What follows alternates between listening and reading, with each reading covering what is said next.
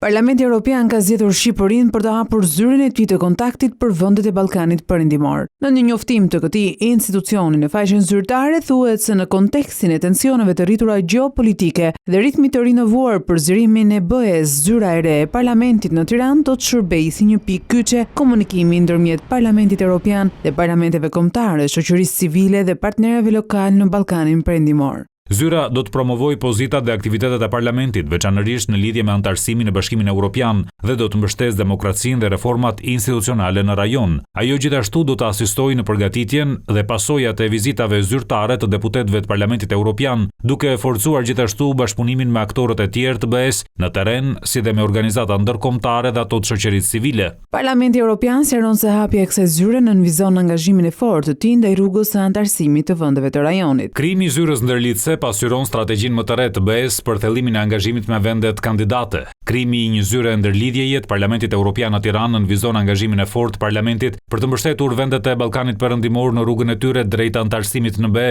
duke nxitur stabilitetin, demokracinë dhe lidhjet më të ngushta midis BE-s dhe fqinjve të saj.